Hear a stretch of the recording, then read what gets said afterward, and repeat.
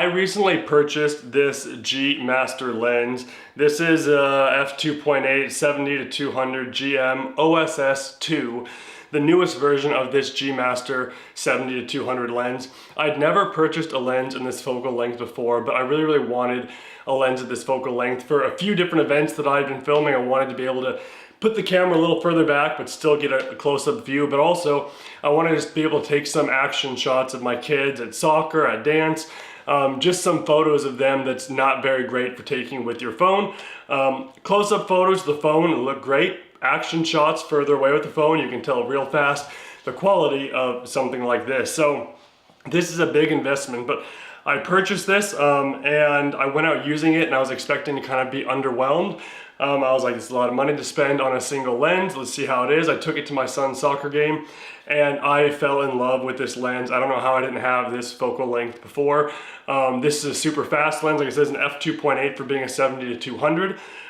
It focuses almost instantly. There's no delay at all. All of the dials on this flow flawlessly. I love that you can get the full 70-200 motion in one swipe of the thumb. I don't have to reposition my hand. I can have it up to my eye and fully go from 200 all the way back to 70 without adjusting my hand position at all. I didn't use the manual focus a whole lot yet. I've used that a few different times, but most of the time, especially for action shots where I'm taking a very high frame rate video or pictures, I'm not actually adjusting my manual focus. I'm gonna let that autofocus do its thing. In combination with my Sony a7R5, the Sony a7R5 has their new AI face detection, so I could actually take a picture of my son, click on his face, let him know that's the subject I want to focus on, and even though there's all these kids moving all around, the camera did a great job picking the focus on his face. This locked on focus every single time. You guys can see a closer up view of this lens right here. Granted, this is the smaller state it's in because the cover is the other way. Take the cover off, put it on. This lens is pretty big. Another thing I do like about this is that all the internal zoom, all the zoom is internal. So when I'm zooming, this is not going out and in like the G Master 24-70 would.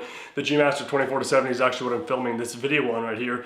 But when you're stabilizing this in a gimbal, which granted you don't typically do, but there's a few shots occasionally where I'd like to have this on a gimbal, and it's super nice to have this all internal because it's not throwing off the balance of the gimbal every time you slightly zoom in or out on this lens like it does with the 24-70. You'll have that issue where if you put it on when it's fully retracted and you try and zoom out at all, it throws off the gimbal's balance and it's not balanced properly anymore. I've done this a few times with this, and even though there's still a component moving back and forth inside, it's not shifting the weight enough that it's making a difference for the gimbal that I'm using. So if you're on the fence, try this lens out. I don't think you'll be disappointed. I can just tell this is built way better than any of the lenses that I have.